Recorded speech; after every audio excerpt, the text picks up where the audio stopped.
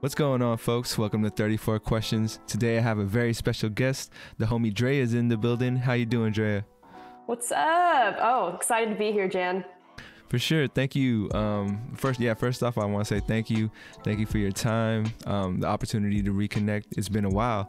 I don't know even how many years. Do you remember? Probably like 10 plus years, right? Yeah, 10 plus years. Can you imagine that? Where did the time go? We were kids back then, for sure. And yeah, thank you for the opportunity to get to know you better, and for our audience to get to know you better as well. Awesome. For those unfamiliar with the show, this is the flow. First we do a few intro questions just to set the tone. I have a little spelling bee icebreaker for you. You don't feel no pressure to participate or not. It's all up to you. And then we jump into the main meat of the questions, where you choose a number between 1 and 34. We kind of flow through the conversation like that, and then we finish it off with some concluding questions. Sound good to you, Drea? Sounds amazing. I'm excited. Which, by the way, Jan, I didn't really want to dive too deep because I know you had different sets of questions. So I'm coming in here fresh. So when I give you a number, it's like I don't even know what's coming. Dope. I mean, I appreciate that. I think that's the best way for a guest to step into it. But yeah, I mean, yeah, even if you saw those lists are like randomized together. That was just for me to know I was hitting 34 questions every list. But yeah, no worries. We're just gonna go for it. All right. So first question in the intro is, how have you been? It's been such a long time. You've been doing good. You've been going through it. How you been?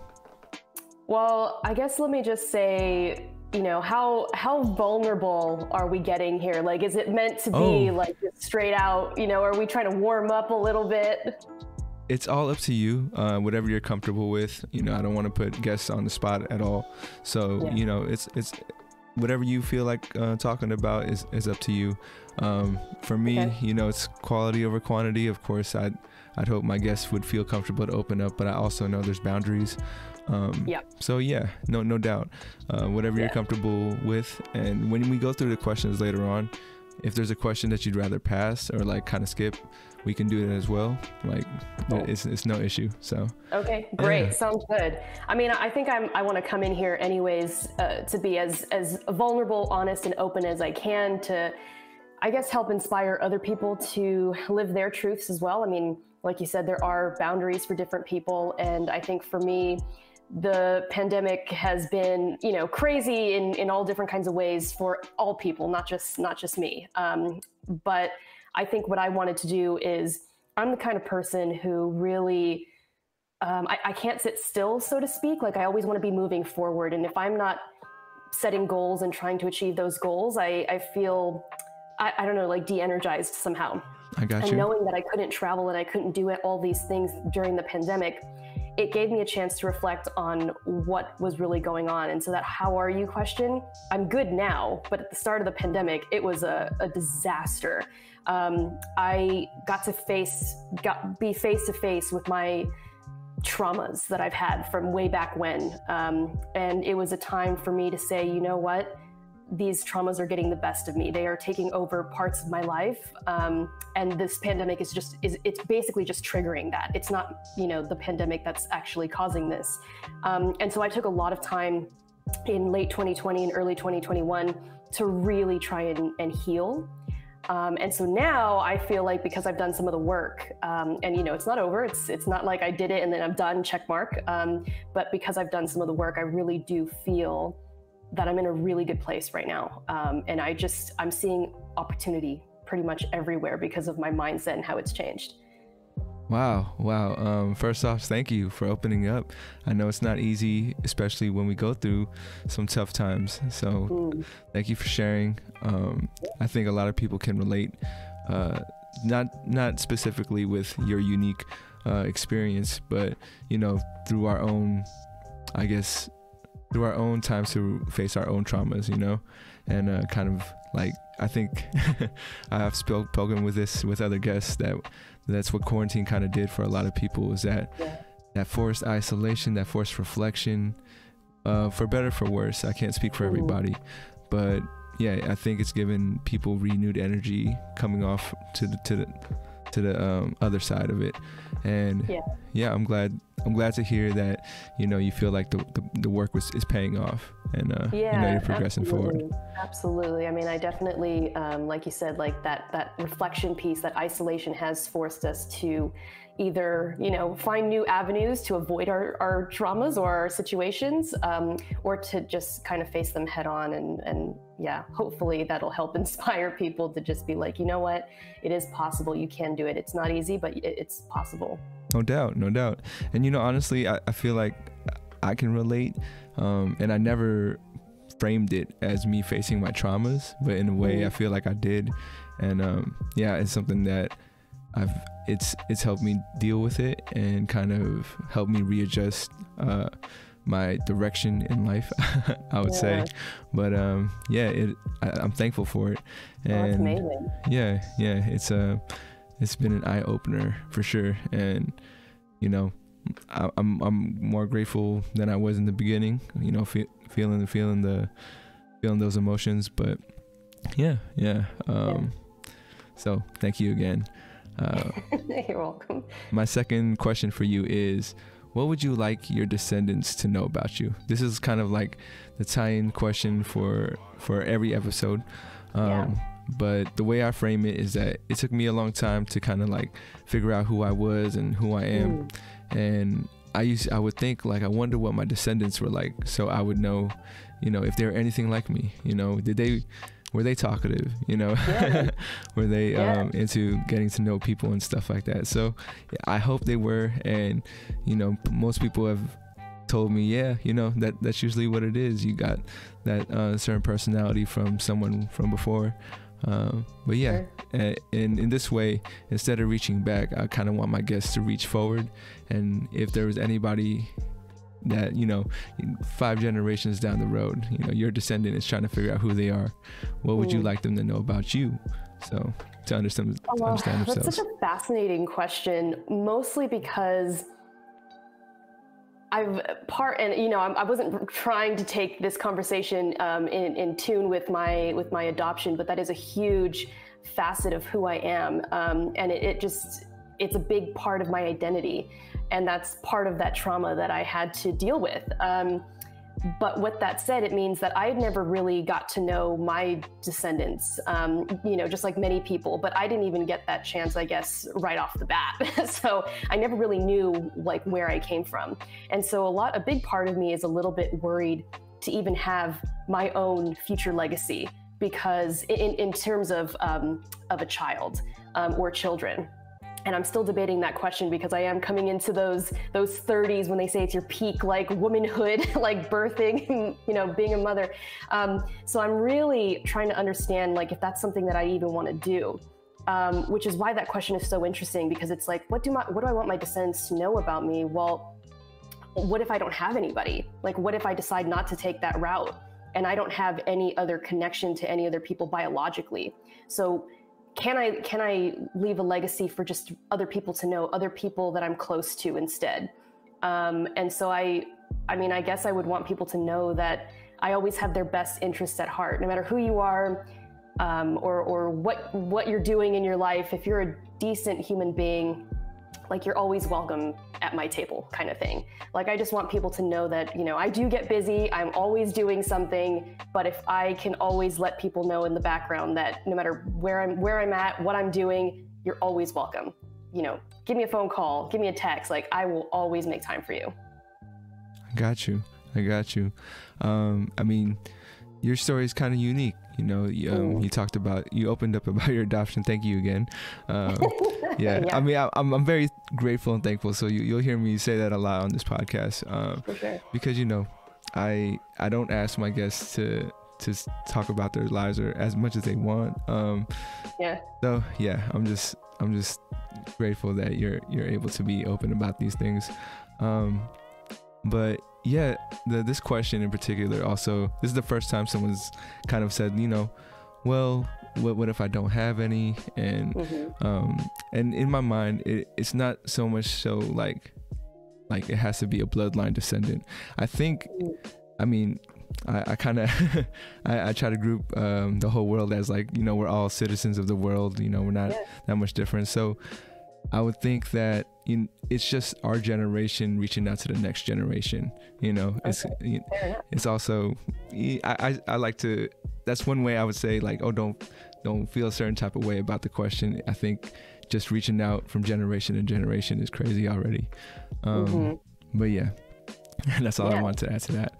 Yeah, no, I mean, it's great. And I think that's why these questions are so interesting, is because we all have like unique experiences that shape who we are. So that's determines how we think and process the questions that you ask. No doubt. And I definitely enjoy hearing how everyone kind of takes it and their perspective on, you know, the questions. So appreciate it.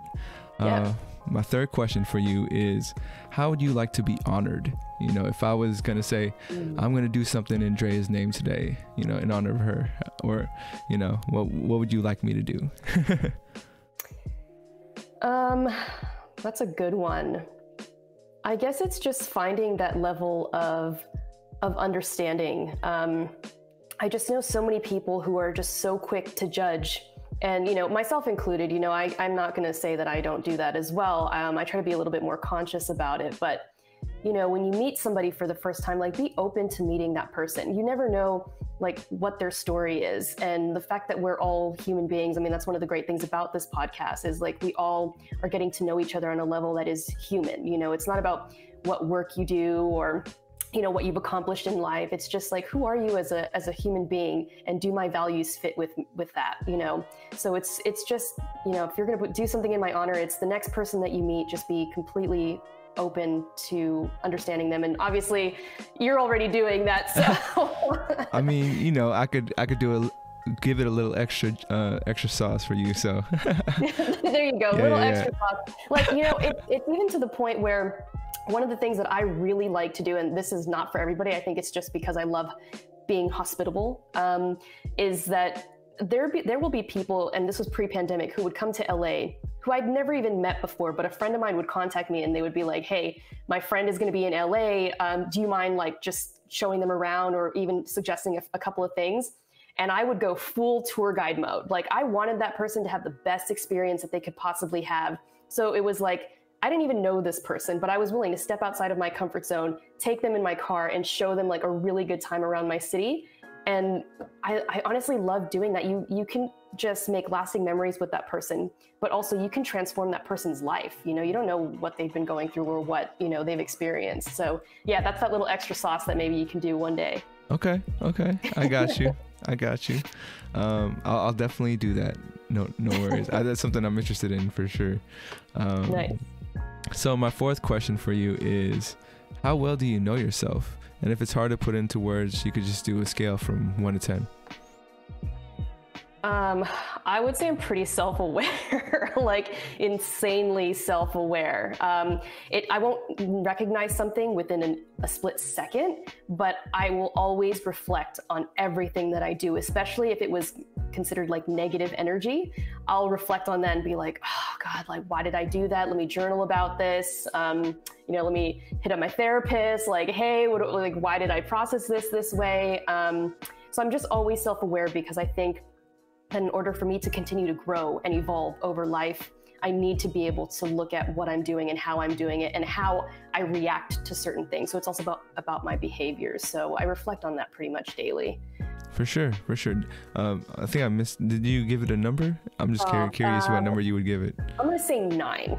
Wow. Okay. Okay. No, I mean, I definitely admire people who feel like they definitely know themselves, you know. I think that's one of, you know, life's greatest lessons sometimes, is knowing who you are. And for me, you know, I personally give myself a 5 because in the moment, at this moment, I would say I'm a 5, but I know in my higher moments, I would feel like I know myself more, and in my lower moments, that's when I feel like I know myself less. So it is a way, for me at least, the number fluctuates depending on my stage in life. That's a really good point. Yeah, I guess mine does as well. I mean, I definitely need help, you know, kind of organizing my thoughts. Like I can figure out what is going on, but I have like a million different things as to why. And that's probably why I need to seek out counseling, because I'm like, look, like I have like all these thoughts. Like, how do I, understand them even better? No doubt. I know the value firsthand of, going to therapy. It was I never realized how crazy. Well, my first experience was back in middle school and high school and college. I kind of always seeked it because I just enjoyed the experience. And I was like, flew over my head how like, I guess it wasn't as normal as accepted as it is today. And but yeah, so anybody, I mean, even now I signed up for counseling for like a couple months until it can get a little expensive. Sure. But yeah, it's something I know I'm always gonna find time to revisit, because I think it is definitely very valuable. But yeah, I agree. I'm a huge advocate for it. I know it's especially in I guess minority communities, especially I come from the Latinx community, there's a lot of people who just don't believe in that kind of thing. And I really, really do advocate for it because I think that it can help. But like you said, it can get expensive. So it also does kind of, I guess it's for a certain market, so to speak. Not everybody has the privilege to do that. No doubt. All right. So we've reached the icebreaker portion of the podcast. It is a spelling bee, like I mentioned before. You down for it, or you want to opt out? It's up to you. I am down. I mean, I'm gonna probably get this wrong, but let's do it. Let me know if you've already heard this word in a previous episode. But the first word is liaison. Okay, I haven't. Okay. I'm gonna say, oh God, is it Liaison? You have one more chance. I'm sorry. Oh my God. The hint is you're missing the way you spelled it. You're missing one letter right in the middle of those 6 letters. Okay, let me try again. Liasion. Say it one more time. Liasion. Ooh, I'm sorry. It was booted. It was Liaison. Yeah. Oh man, you were close. That was a good try. Don't hire me for your copywriter. No, it's spell check's fault. We no longer need to know. Grammarly, my goodness. That's a little plug right in there. But I know. Sponsor this podcast. It's all good. Don't worry. I think only 5 people have gotten the word right before on this podcast. Wow. So don't even trip. That's why I keep going back to it. I think it's a good baseline word to see who can get it. And it's supposed to be for like a spelling bee episode later down the line when I bring back the contestants who got it right. But I will also do some kind of Jeopardy kind of game. So if you're interested in hopping into one of those, that's another thing that I kind of want to build this thing into. So yeah, cool. We'll see. I'm down. All right. Well, here we go. We've made it to the main part of the interview, where you get to choose a number between 1 and 34. What is your first number? All right. This is the entree. I'm hungry, so let's go for number 11. 11. What is your unpopular opinion? Something that you feel like you always seem to get some pushback on if you were to speak it out. It could be, you like pineapples on pizza, and, a lot of people don't like that. Or it could be a little bit deeper. It's up to you. Oh, darn. Either I don't have enough opinions and I need to start being more opinionated. Maybe that's the thing. Maybe that's my answer.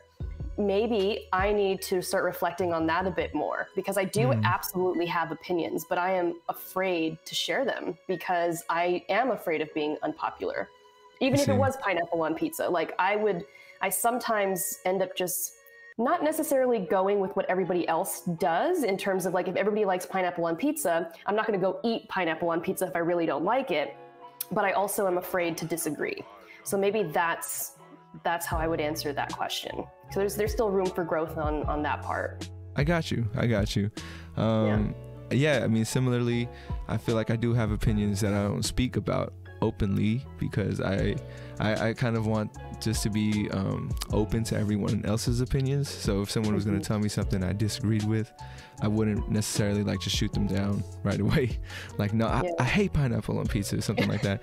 But nah, I was just like, okay, you like it, I don't like it, it's all good. It could also be, right? It's like, I think that also relates to probably my need to be liked as well.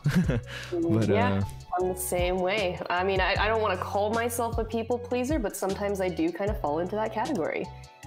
I mean, I think when you have someone who wants to help people, like it, and if that's their main priority, like things definitely get dropped, you know, that the selfish things, you know, that person can do, you know, and yeah, at its core, I think, you know, a people pleaser is just someone that wants to help people, and that's a beautiful thing, you know. But definitely nothing wrong with it for sure. But yeah, I do want to have some unpopular opinions though. Like that'd be cool. It's inevitable, you know, because there's always going to be people who don't like what you like. You know, everybody's not for everybody. It's true. It's just who we surround ourselves with, and I guess the media we consume can either support or go against our beliefs. So, you know. Yeah, 100%. I have yet to find somebody that I don't vibe with on the podcast, but I invite those people to come on because I do want to have those interactions and kind of see how things work out. But no, it's pretty interesting because I feel the same way. Like even people that I don't agree with, I still really just want to be open to hearing them. And I think if I were to push back so hard that it becomes unpopular, it doesn't leave room for us to try and co-create something together, because now they've seen me as something to fear or something to be angry at, and I don't want to create that kind of tension. Yeah, no, I feel you. It's trying to be welcoming, trying to be warm, but it can be hard when it's just we're coming from two different places. Yeah, true. All right, throw me another number. All right, let's go for number 7.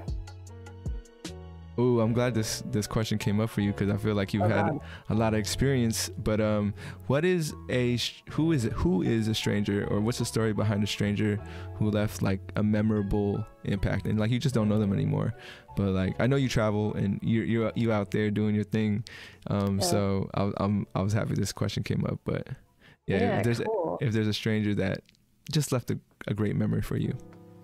Yeah, I would say off the top of my head, this was in my early 20s. I was studying abroad and I did a weekend trip to Paris, and I didn't really know anybody there. I was completely afraid of even going there. I mean, I was just walking around with a friend of mine, and we wanted to have a picnic. So we just went to the store, we got some cheese and wine and stuff, and we were just sitting kind of by the Eiffel Tower.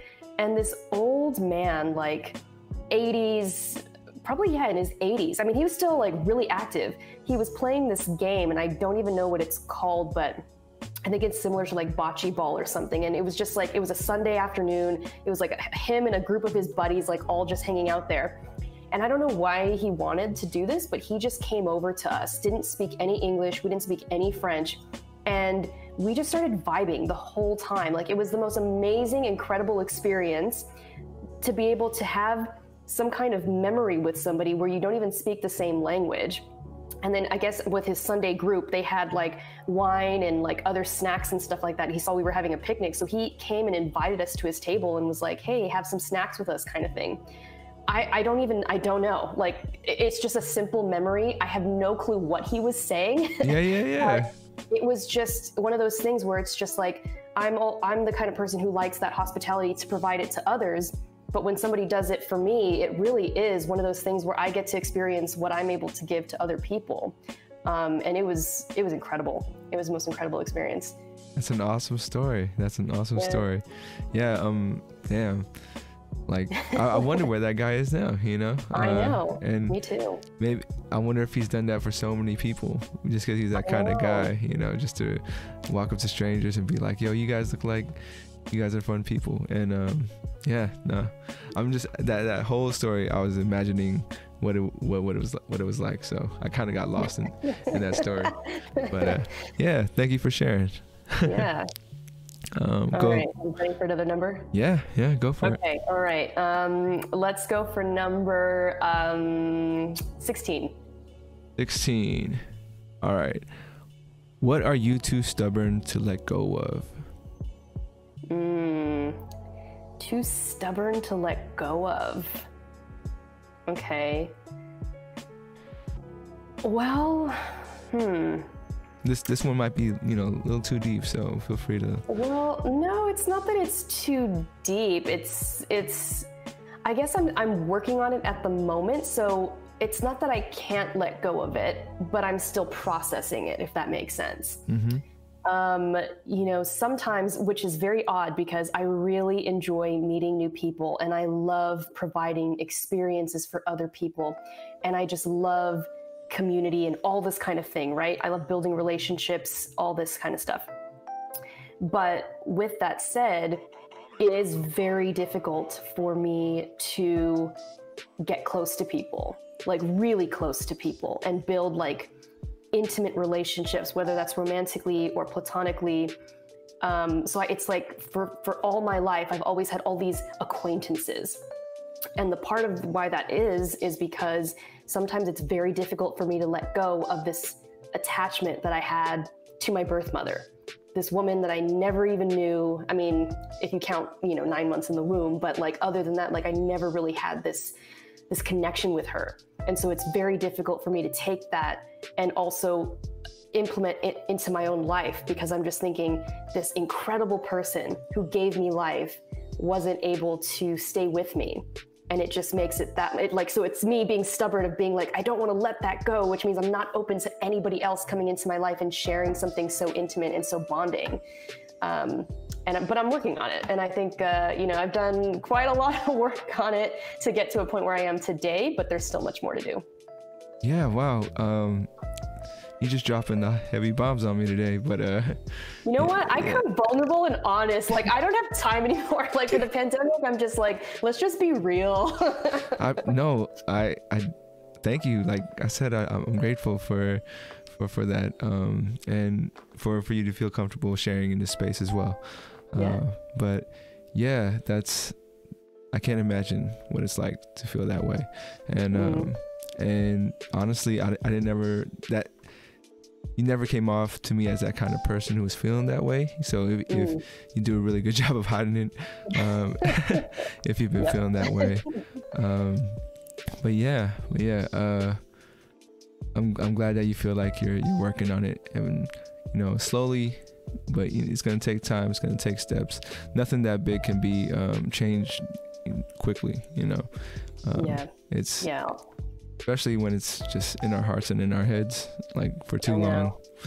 Yeah, no doubt. Yeah, it is. There's a time for healing, and then there's a time for transformation, but it's not just one big thing. It's usually like little steps along the way. So you have like one major point where you heal, and then with that comes a little mini transformation. And then you do the same thing and it happens again and again and again. Eventually you'll be able to get to a place where you're just like, I don't know, maybe fully transformed. I'm not sure. Yeah. And that goes against like how the era we kind of were raised in, as far as like the instant gratification or like seeing those changes quicker. And we get so disappointed when they don't happen as quickly as we, would like them to. So yeah, I think you're on a great journey, and I know it's an uphill battle, but I know you'll get there. So keep pushing. We all will. Whatever, we're all battling, we will get there. No doubt. Just don't stop. For everybody else out there, like if you are battling with something, don't stop. I feel like that's the only time when you feel like, you really lost is when you stop trying. It's true. You can't stop. And, one of the biggest things that I can recommend to everybody is that if there is even just one person that you feel can support you in whatever that is, or just somebody that you can feel like you can talk to, like reach out to that person. Do not be afraid. You will never be a burden on them.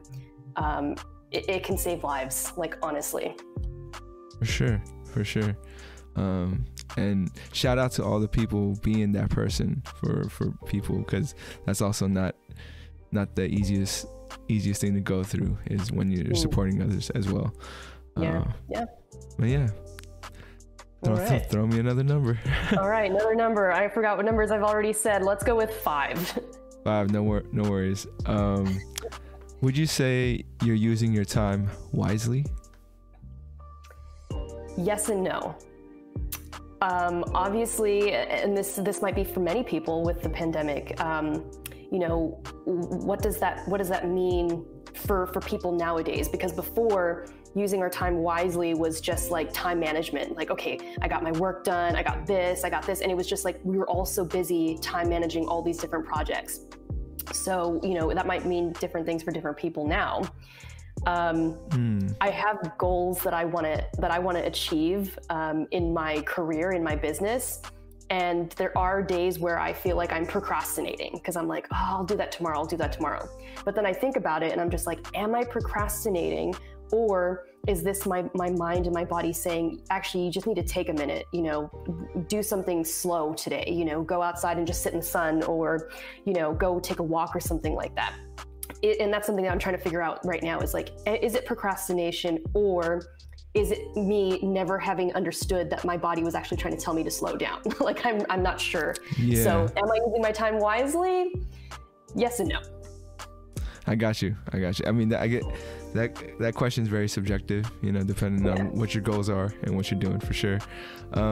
Something you had mentioned about, like, working on a project and feeling like you're procrastinating because there are stuff you can do for it in that moment, but it's just like, do I need to do it right away? I used to think for myself, it was that, like, okay, maybe there's something I'm learning today that's going to help me with this task again in the future. That's what I used to always tell myself. It does sound a little bit of justification for my procrastination, but I think when I've gotten to this point, at least right now, like I don't feel like I'm procrastinating anymore. It's just like I've broken down the steps to so many smaller steps that even though it doesn't feel like on the outside that I'm moving, but to me, I know that for me it's a little step by step every day kind of thing. But yeah, sorry. That was just I mean, it's true. I mean, like, I think that we have to allow every person to go through their own evolution. If you are procrastinating, like, okay, maybe you're procrastinating, but maybe you are taking a minute to really reflect and be like, oh, this is a teachable moment for, down the line. I mean, I don't know, but eventually, if you're still working towards something that you want to achieve, that's going to make you happy, then, is procrastination a thing? I don't know. Yeah. I think the way we define it could be a little more specific, because right now it's like it could be anything when you procrastinate. But yeah, no, I've had that. My teachable moment has been for like the past 10 years. So it was a really big lesson, but I'm glad I learned it. Yeah. I mean, eventually, yeah. Go ahead. Throw me another number. I'm gonna say 20. 20. So to fill in the blank. Okay. Politics is blank. Corrupt. Oh. Yeah. I mean, I feel you. What I really don't like about the way that politics is it's just two parties combating against each other in a very small margin of the population, but yet we group everybody into one or the other. And it just doesn't leave enough room for more perspectives to showcase how we could possibly get to a better, system, a better economy. Instead, we're just going to these old school parties and like, it's just back and forth. And I think at this point it is a little bit corrupt, and we need to start looking at new ways and new approaches to doing things. I understand. It's a very black and white way of looking at the world, wrong or right. With the two sides, it's like, wait a second, is that my only choice? Kind of thing, But yeah, I mean, are you in the States now, or are you still overseas? I am in the States, back home in Southern California. Gotcha. For some reason, I thought you had been living out in Europe. I want to guess. Well, I was in a few different places, yes. And I think that's one of the reasons why I immediately was able to see the way that the American system was, because I had time to actually live in a foreign country where I didn't experience all that stuff. And so when I had to reintegrate back into an American society during a pandemic, I automatically saw the way the news was here in the States versus the news in Australia where I was. And I was like, there is such a difference to the way that we do things and how crazy, like, media driven we are in comparison to some other places. And it was really eye-opening. That's what's up. That's what's up. I mean, I think that's what a lot of people are missing as well. I don't know what the statistic is. I remember coming across it, but it was basically like the amount of Americans who's never left America, and and haven't. Yeah, I don't know. Yeah. Yeah, it might have changed now, but I think the last statistic I read, this might have been a few years ago, was like in the 70 percentile, something around that. Yeah, that's mind blowing to me, especially when. I know. Yeah, or it was also like how many Americans don't have passports, and that was also like, a crazy number. Yeah, maybe that's the one that I'm thinking of. But, at the same time, I'm also kind of like, oh, but do people, I mean, which part of the population has the privilege to do that, and, which, are not given that opportunity. That's a whole nother factor into it too. I did want to ask you if you're cool talking about it. Like you own your own business, right? Like, I'm trying. I am trying. Okay. I know. Yes. I know that feeling. Yeah. Yes, I'm on the beginning stages, my early journey, but yes, it's been really good, really fun. Is it something in the hospitality industry? It is. It's in the hospitality industry. I am basically advocating for a new way, a new model for hospitality called regenerative hospitality.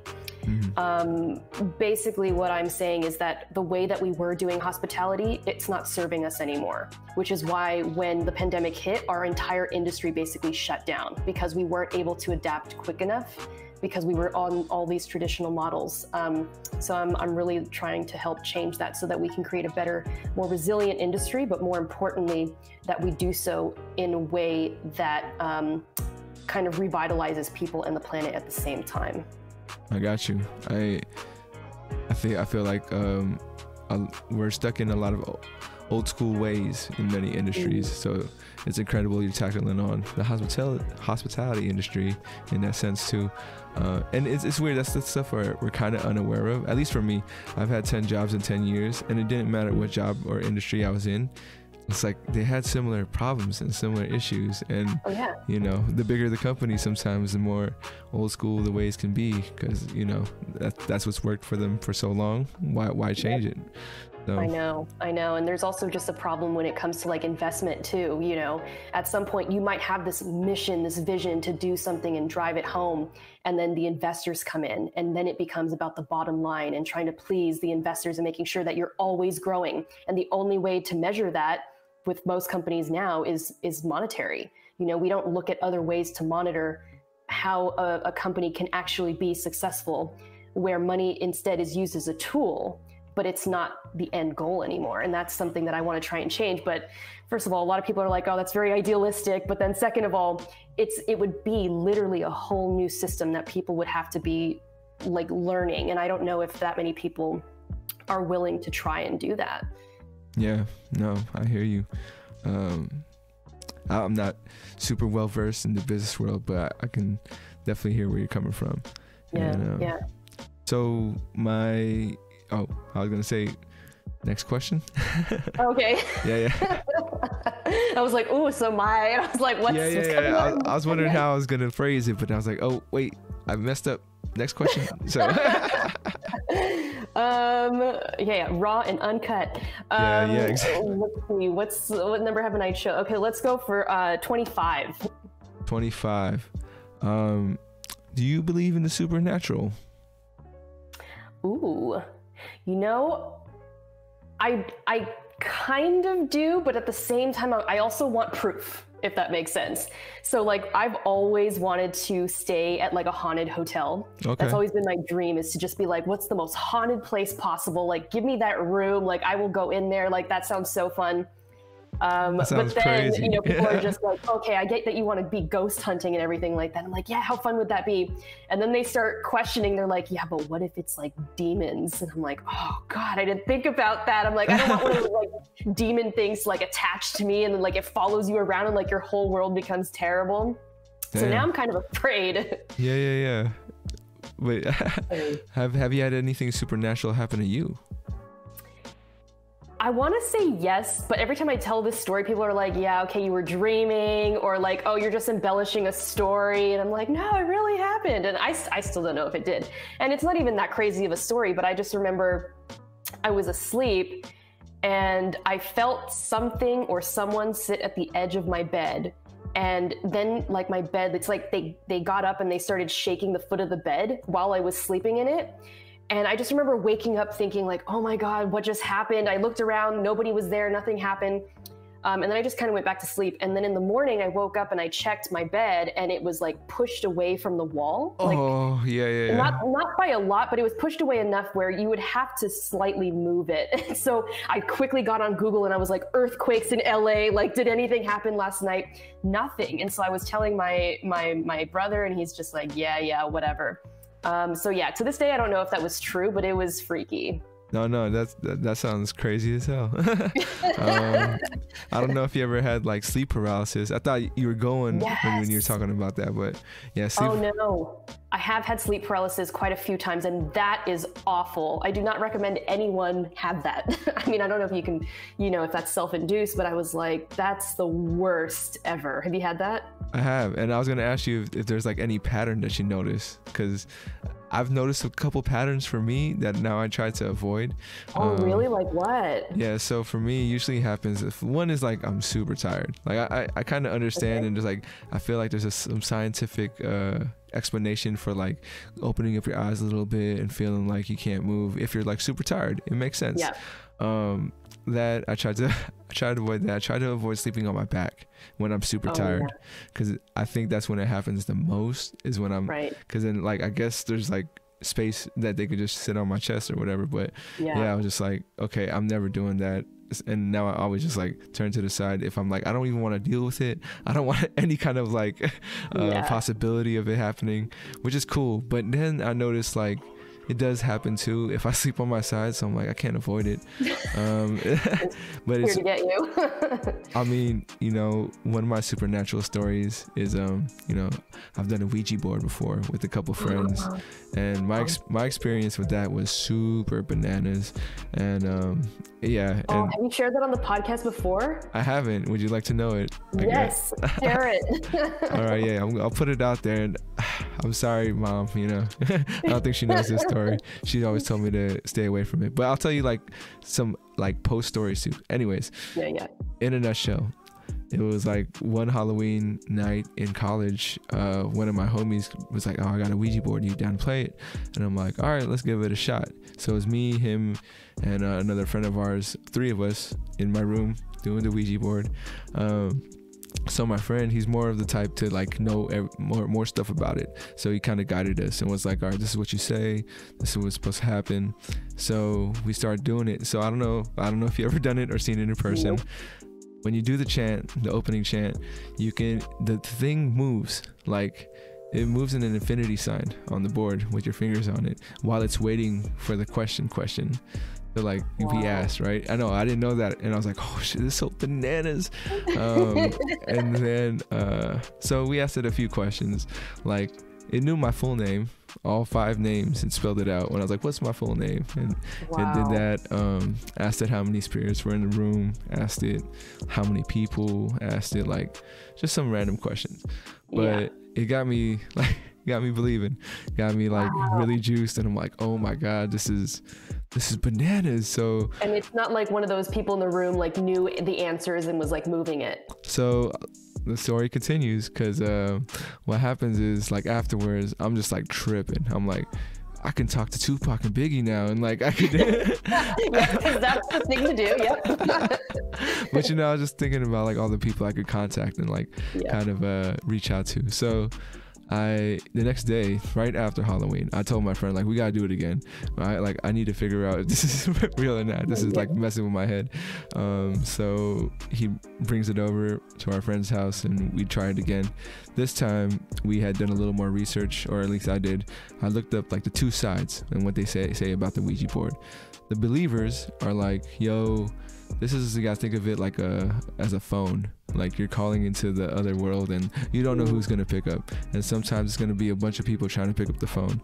They're not fortune tellers, so you can't ask them anything about the future. But if anything, they're just gonna fuck around with you because it's like been so long since they talked to anybody. That's what the believers say, right? Okay. And then non-believers are like, oh, this is fake. Like, subconsciously, it's one of your friends moving the board, yada yada yada. So that's the non-believers. And so we tried it again. And this time we took turns as pairs on the board. It would not work unless I was on it. Really? And so everybody was like, oh, it's just Jan. Like, it's him. He's a subconscious one moving it. My fingernails were on that bitch. And like, I know I wasn't moving it. So... But who knows? Like, they wouldn't believe me, and I'm like, trust me, y'all, it was not me. Like, that's crazy. Oh, yeah. I do not dip in that realm. No way. So I have this like lingering thought for the rest of my life, because no one else is gonna want to do it with me, and I don't think I want to do it anymore after I've learned more stuff about it. But I'm just like, oh man, like, why was it just me on there that it would move and stuff like that? Someone said that I was like a light spirit, like someone that's just more prone to like having those things happen to me because I'm in a way looking for it. I don't know. I don't think I am, but whatever. So wow. That's my Ouija board story. Oh, that's too scary. Nope. I don't even want to try. I will live vicariously through that one experience from you. Yeah. I think most people just get the freak fuck out when they hear me talk about it. And I mean, looking back on it, so I would say 10 years after that, recently I had a conversation with like I don't think she calls herself as a psychic, but she calls herself, like some kind of medium, right? Mm-hmm. And it kind of ties into this podcast in a way. But one of the things that stood out in our conversation was that she was telling me that I need to reach out to my ancestors more. Like, I've been neglecting them or something, right? Mm-hmm. And then in my mind, I'm all like, she's right. Because I never really think about my grandparents as much. I never met them. And the ones that I did meet, like, we didn't have the best relationship, so it was just like they were always like an afterthought. Sad to say, but yeah, she was like, they're kind of like letting me know that they remember seeing you like step into like the dark side, or there's this line that they can follow you in, but if you cross it, when I was doing the Ouija board, that they were like, we can't help him, he's over there right now. And like, kind of thing, like that was like a message that she wanted to convey to me. And so yeah, I mean, that conversation about the ancestors kind of like made me really think about how I can honor them, and that's how I kind of like, well, we have this opportunity to kind of do that for our descendants, and it's really pushed me into like crazy. Doing this. Yeah. Hey, so some good came out of the Ouija board then, because that led you to the, anyways, that's so fascinating.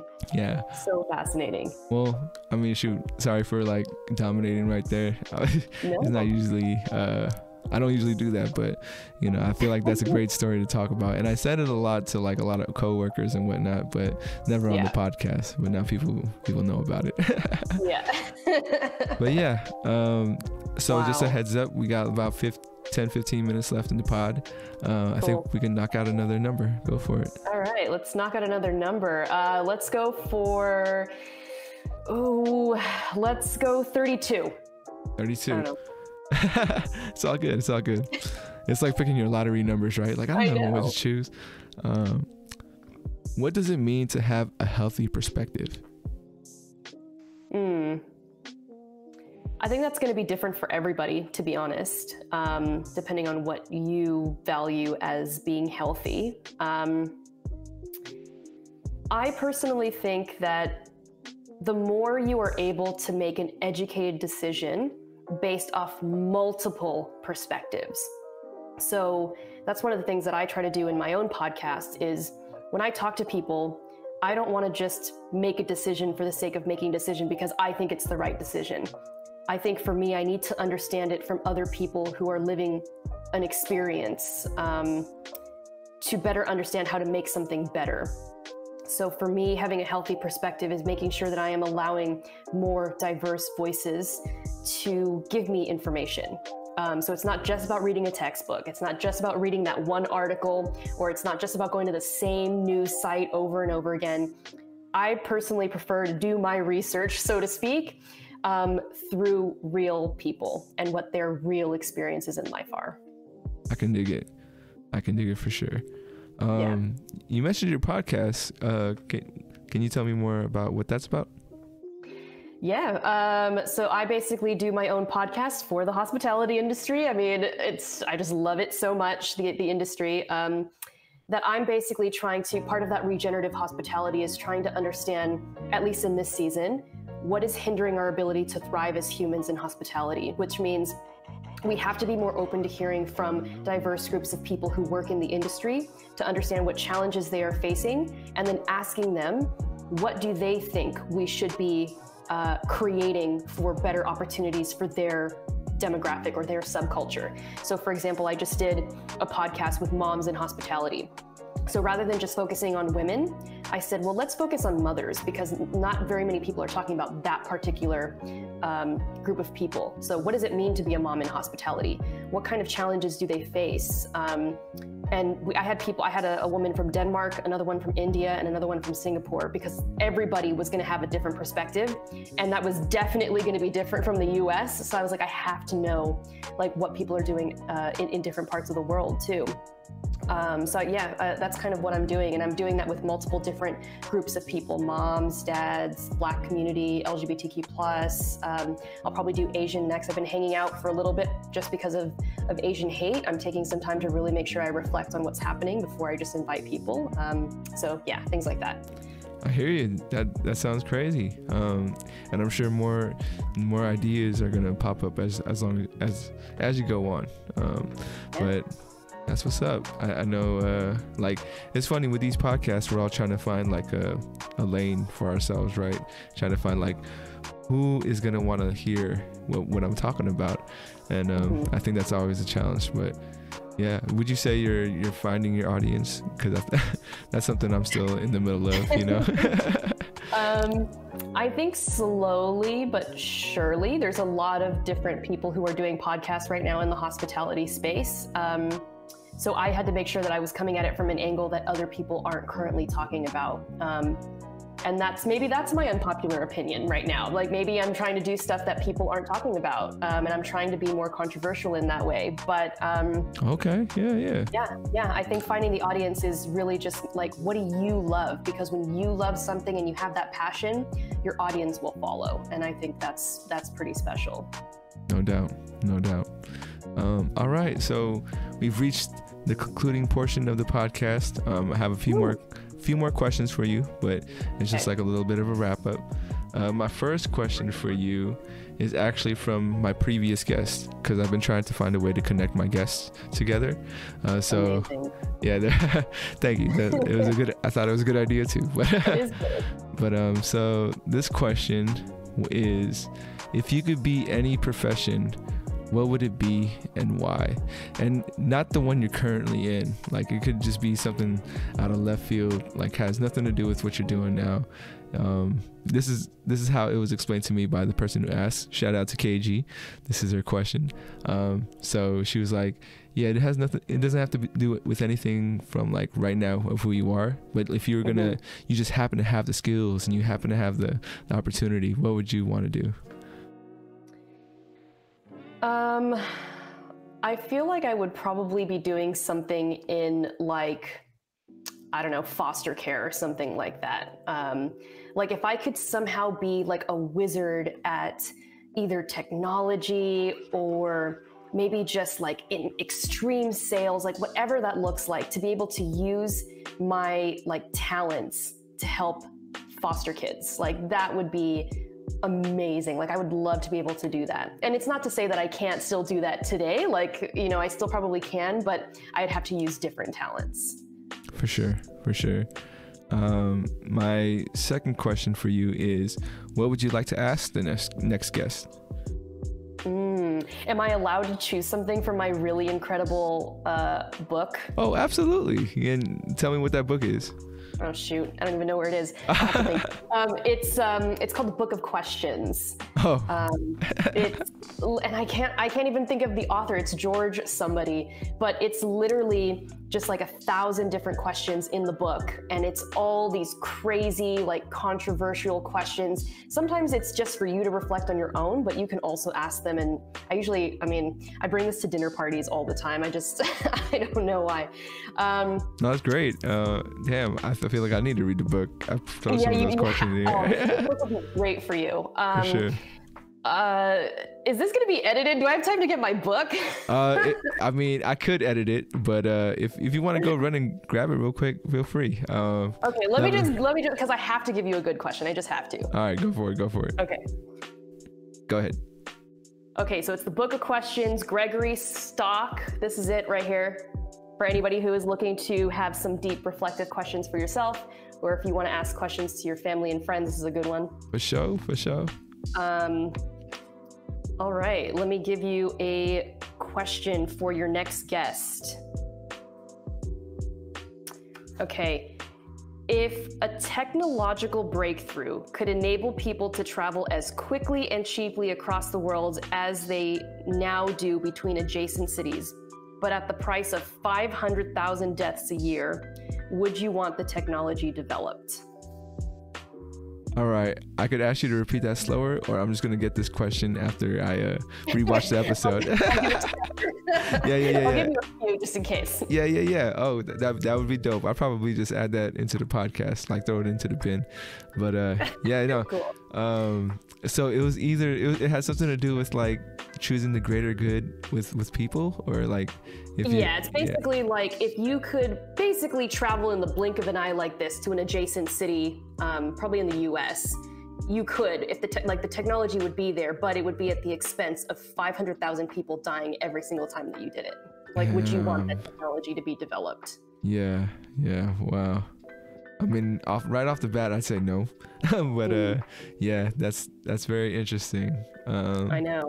There's quite a few questions like that where they make you like choose. Like, I mean, that one would be something for somebody who really likes to travel because that'd be harder for them. But there's other ones where it's like you choose a loved one versus like something else, and it's like really intense. Ooh, okay. I'm looking forward to the other questions, and probably gonna have to cop a copy of that book for myself. Yeah. It reminds me of something I had done with some kids when I was working at a high school. It was called the Ethics Bowl, and it was kind of like debate, but instead of getting points for like proving the other person's wrong, you get points for providing perspectives, and the more perspectives you can provide, the more points you got, which I thought was like super interesting. And I was like, man, this is great for like teenagers. I'm glad that this well, it's great. It'll be great for anybody. Yeah. No, that's incredible. Yeah. No, these are really great. And maybe even this book could help you add in some new questions for people that are like really crazy and I don't know. Really zany, and like just get the, different perspectives, right? That's what it's all about. Yep. But yeah. All right. And my last question for you is, what is the greatest lesson you've learned thus far? The greatest lesson that I've learned thus far. Oh, that's a tough one. That is a tough one. I would say the greatest lesson that I've learned is sometimes you need to let old things die in order for new things to come in. So it could be old ways of thinking, could be old stuff that you have, could be old trauma, anything that is old and is no longer serving you. Sometimes it's okay to let it go because it means that there's going to be more room for new, exciting, and interesting things that will come your way. I feel you. That's crazy. I'll open up about this one. I feel like in hindsight I made a mistake, but I also know why I did it. But during quarantine, I basically let go of all my memories from like middle school and high school, like my yearbooks and whatnot. I was just like, I don't need these anymore. That's not like what my life is anymore.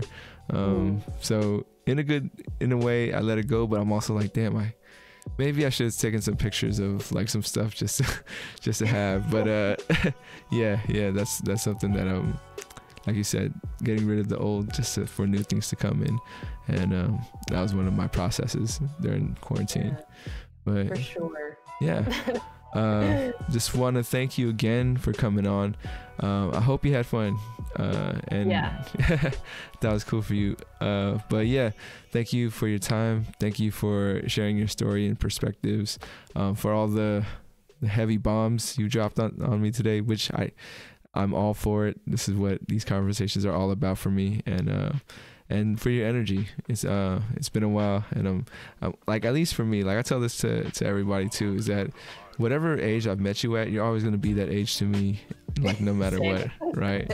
Like we're still going to be the college students from back in the day.